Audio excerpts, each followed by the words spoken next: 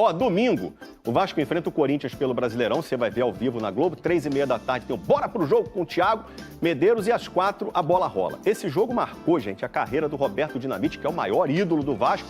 Você sabe que ele quase jogou no maior rival, né? Teve disse-me disse? Teve.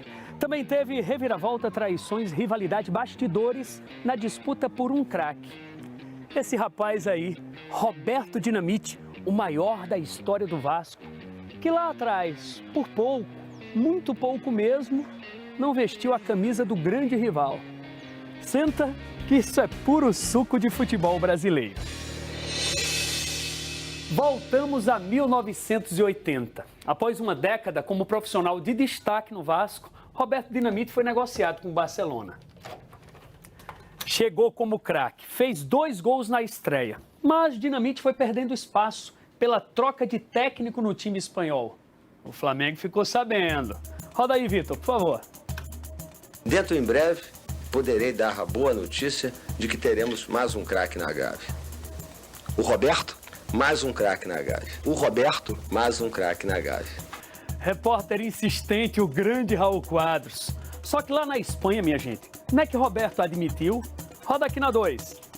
E esta história de que o Flamengo vai comprar o seu pátio do Barcelona? Eu tive a oportunidade de estar em contato com o presidente Márcio Braga do Flamengo. E o contato avançou. Dinamite, mais uma vez, agora numa entrevista pelo telefone. Que eu possa brilhar e dar as alegrias de marcar os gols que a torcida do Flamengo tanto espera. Aí o Vasco entrou em cena e o negócio virou vale tudo. Não me convidaram. No futebol, o caso Roberto vira uma interminável novela. Comprar fiado com os espanhóis eu acho muito difícil. Agora, o atleta já está vendido ao Flamengo. Ele nunca foi do Flamengo. Roberto deve chegar ao Brasil na próxima segunda-feira. Roberto chegou, mas não foi na Gávea, para alívio e alegria da torcida vascaína. E sabe qual foi o primeiro jogo dele no Rio, diante da torcida, contra o Corinthians no Maracanã? A atuação de Roberto? Fala aí, Luciano do Vale. Olha o quarto pintando. Gol! Vai, Roberto. Bateu pro gol. Golaço! 5 vezes Dinamite. Placar final 5-2. E sabe qual foi o companheiro que mais ajudou o Roberto nessa goleada? Conta aí, Julinha. Oi, Galindo! Estou muito bem acompanhada do Guina, mora há 27 anos já em Madrid. Naquela reestreia do Roberto com a camisa do Vasco, Guina participou de 4 gols. Guina tomava a bola, Roberto entrava na dividida, tirava a Amaral da jogada e batia forte pro gol. Sendo 3 assistências. Em nova jogada de Guina, Roberto resolveu bater pro gol dali mesmo. E artilheiro tem que ter sorte. Foi muito lindo, eu tenho gravado na minha mente até hoje. Um lançamento perfeito de Guina, Roberto entrou por trás da defesa, bateu forte pro gol. Acho que foi um jogo mais especial assim que eu joguei pelo Vasco. Para completar a festa e a goleada, mais um de Roberto, ele recebeu de Guina. No vídeo dá pra ver, eu toco pra ele, saio pra cá, o zagueiro me acompanha e ele pega de fora da área e manda na cruzeta ali em cima, não teve nem jeito já ele pegar. A saudade é eterna, né? Porque a gente fica com aquela lembrança dele, então isso aí fica guardado pra memória da gente. Domingo tem mais um Vasco e Corinthians, dessa vez em São Januário. Pros vascaínos, que aquela volta arrebatadora de Roberto Dinamite, 45 anos atrás, sirva de inspiração. Que história, hein? Já o Vasco perdeu para o Juventude em um jogo atrasado da 14ª rodada e agora tem um confronto direto pela frente.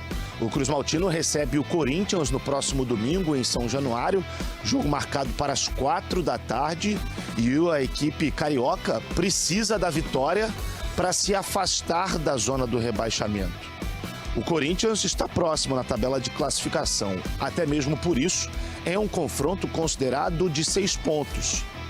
O retorno de Verratti diante do Juventude não foi como o esperado, mas o atacante, apesar de não viver um grande momento, tem muita moral com o técnico Fernando Diniz. Ele fez ótimas partidas, ele é o artilheiro do time, inclusive comigo, não é só antes de eu chegar que ele fez gols. Então, e hoje não dá pra gente colocar a culpa no Veguete, o time tá de todo abaixo. Obviamente que é uma possibilidade de jogar sem o Veguete, mas não dá pra gente analisar de uma maneira linear e achar que o Veguete não pode jogar titular no time do Vasco, pelo contrário. Vamos de Vascão então, fala Breno Monsef.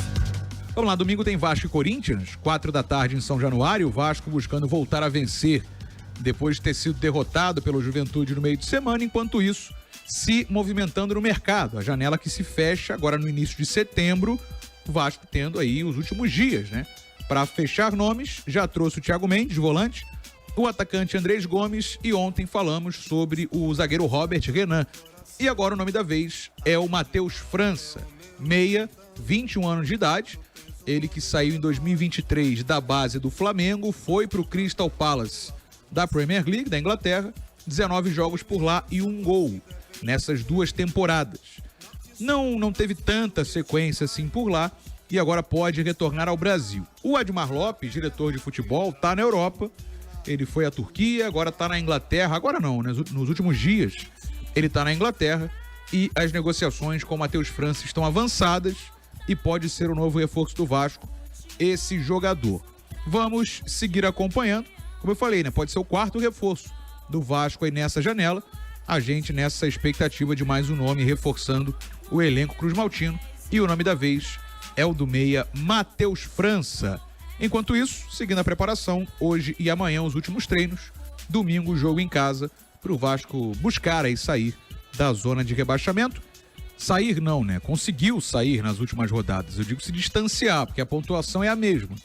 Então a ideia é se distanciar para não entrar de novo, né? Pelo amor de Deus. Vamos seguir acompanhando tudo aqui na Transamérica. Zé V. Valeu, Breno. Cara, olha só, o Vasco vem sendo muito... usar uma palavra aqui que é a cara do Rodrigo Machado, errático. O Vasco vem sendo errático nas investidas no mercado. Cara, mas essa conversa com o Matheus França ainda não tem nada, não tem, né? Enfim, tá na questão da negociação ainda. Mas caso aconteça realmente a contratação, para mim, seria o primeiro grande reforço, hein? Seria uma excelente contratação, independente do formato dela. A gente sabe, muitas vezes o Felipe Coutinho não consegue dar aquele retorno sequencial que a gente imagina dele. Tem uns lampejos interessantes, mas não tem uma sequência maior. O Nuno é um atleta importante, mas talvez esteja até sobrecarregado, né? Atuando mais do que deveria.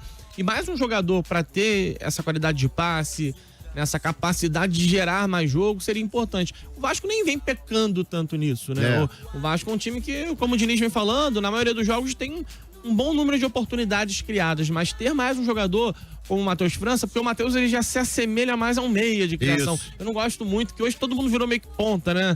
Tu é um pouco mais habilidoso, aí tu é pontinha. Aí tu é o pontinha que joga mais agudo na velocidade, ou tu é o pontinha que joga trabalhando mais por dentro. Mas quase todo mundo é pontinha. Eu acho que o Matheus consegue entregar um pouco a característica do meia, algo mais próximo ao Felipe Coutinho, até para você ter mais opções, para você ter mais formas de montar esse time do Vasco, né? Que tá com dificuldade de jogar em prol do Verratti, aí encontrou uma outra formação sem o Verratti. Mas tem que ter mais peça, tem que ter mais jogador à disposição. Nunca é demais, né, um jogador desse porte, dessa qualidade. Espero que dê certo, né? Seria uma contratação que ajudaria muito o Vasco. Pois é. Se é Vasco, tá na colina.